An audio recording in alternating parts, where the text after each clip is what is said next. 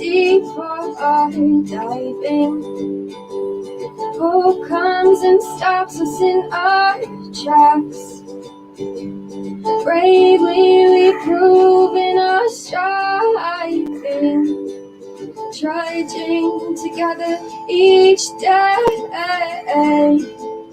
Where there's a will, there's a way. Good morning, everyone. Happy Saturday, Brenda. You know it isn't time unless Brenda's gotten here. It's good to see you. Morning, everybody. It's December 9th, 2021. Man. We were supposed to have like flying cars and shit by now. And all this other crap, man. I'm tired of being a testament to epidemics and stuff. I survived this and all that. Man, it's a little old. So the courage to change, man, I kind of was thinking about that. I read it and went and had a cigarette, spent a little bit of time with it. Gosh, it comes in so many different ways. Right now, I really feel like, as a community and maybe taking that serenity prayer, turning it into the we version, right? So God grant us the serenity to accept the things we cannot change, the courage to change the things we can.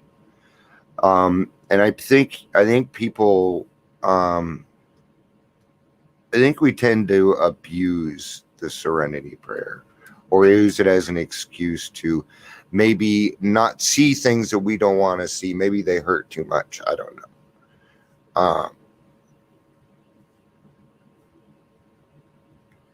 But sometimes fear can stop us from that change. Pretty legitimate fear too. I'm talking about, in general, and as far as all of us go, right? As we do things together, do you feel like we have the courage to change the things we can right now? I don't. I feel like we need some more courage. I'm trying, but it's hard to do, right? Sorry, I'm having a shoulder problem this morning. It's bugging the heck out of me. All right, so I am going to read out of One Day at a Time first, out of ODAT first. In the past, and sometimes even now, I automatically have thought, why me? When I'm trying to learn that my first problem is to accept my present circumstances as they are, myself as I am, and the people around me as they are, just as I finally accepted my powerlessness over my addiction. So I must accept my powerlessness over people, places, and things. Am I learning to accept life on life's terms? So am I beginning to learn life on life's terms? Well, considering they just brought you to the beginning of the year, they were acting like they were talking to somebody new, and then say, are you learning to? That's a pretty big jump right there. So automatically, in the past, sometimes even now, I automatically have thought, why me? I'm going to let you know why you right now. Okay. And stop fucking asking, because you're arguing with God. Why you? Because you can help when no one else can. That's why you. Okay. So next time, remember that. And then go do something. May I learn to control my urge to control. Right. We do. We alcoholics love to control everything, man. We do. And we even love to control, man. We love it. There's something about it, right? You probably even saw me light up a little bit. Control. Ooh, ooh, where? I watch them. Right. Let's get back to it. The courage to change, right? Do I have control over that? Yes, I have control over that. People, places, and things I do not have control over, mostly. Mostly, guys, there are things that you can do. It's just whether you are willing to do them or not. My compulsion to manage, neat, and organize and label the lives of others. May I learn to accept situations and people as they are instead of how I would like them to be. Thus, may I do away with ongoing frustrations that a controlling person by nature faces continually. May I be entirely ready to have God remove this defective character. Today, I'll remember control for the controller, me. Right? I really think I need to hear this right now.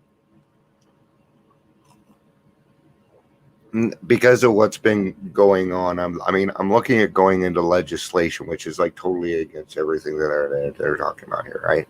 I have to take people's inventory. Actually, it's complaints. People aren't filing complaints, so I'm getting into people helping do that. It's very uncomfortable. I don't like the comfort of it. But there again, the courage to change, right? Do we have the courage to change, or do we not? What is it that we're willing to do? What are we doing today? Oh, got a lot of different questions in my head today.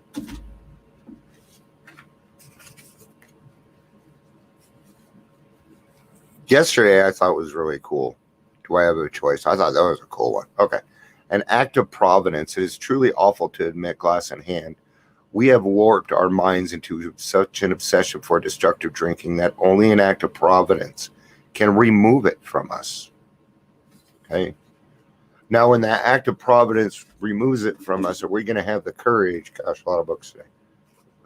Are we going to have the courage? Is going to be step one. There's a book.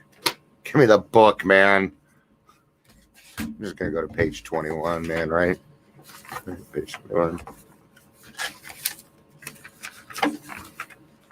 We're getting there.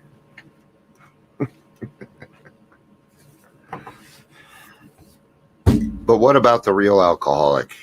He may start off as a moderate drinker and may or may not become a continuous or hard drinker. But at some stage of his drinking career, he begins to lose all control of liquor consumption once he begins to start. Here's a fellow who's been puzzling you, especially in his lack of control. He does absurd, incredible, tragic things while drinking. He's a real Dr. Jekyll and Mr. Hyde. He is seldom mildly intoxicated.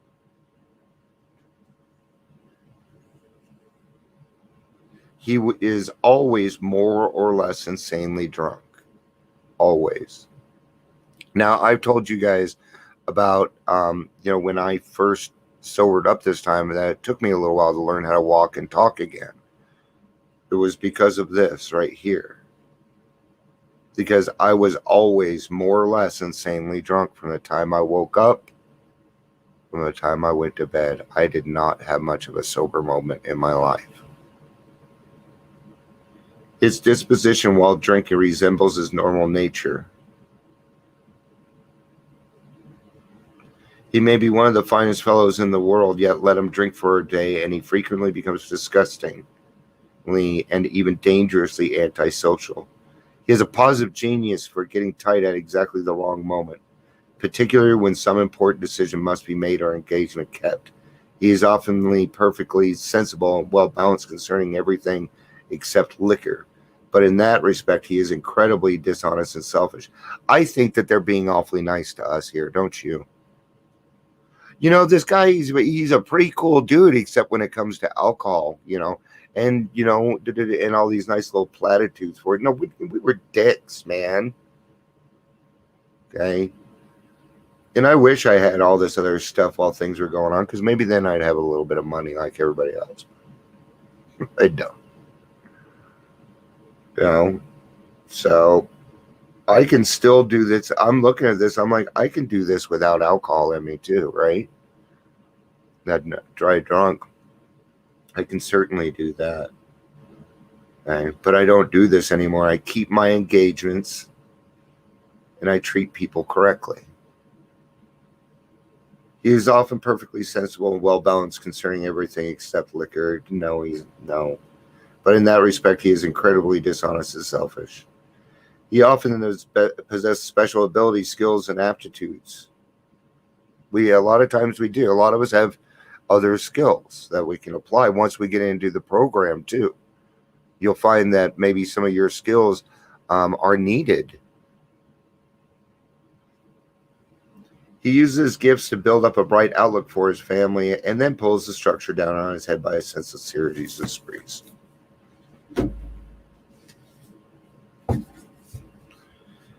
My act of providence, a manifestation of divine care and direction, came as I experienced the total bankruptcy of active alcoholism.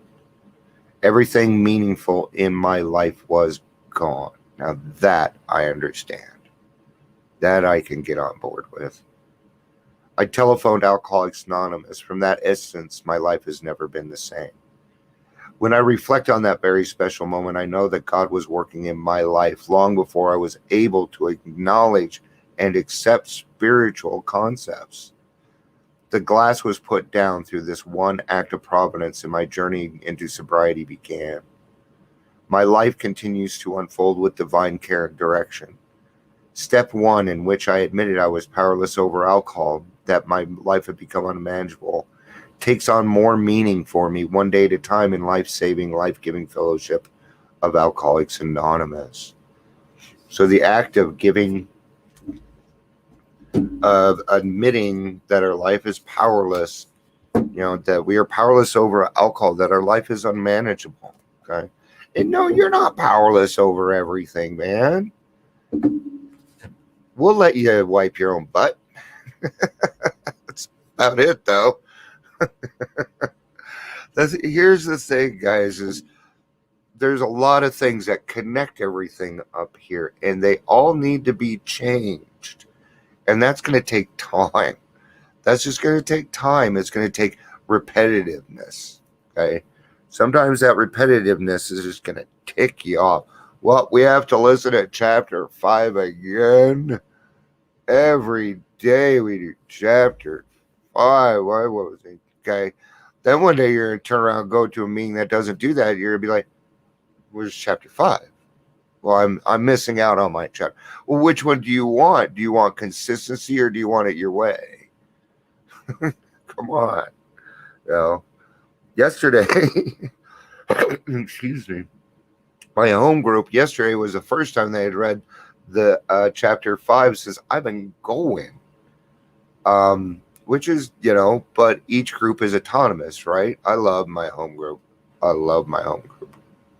And I need my home group. They make me laugh, and I need that. I need that so much right now. I need laughter.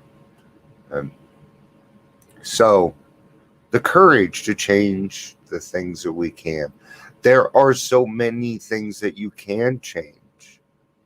There's a lot of things that you can change, even on the outside world, right?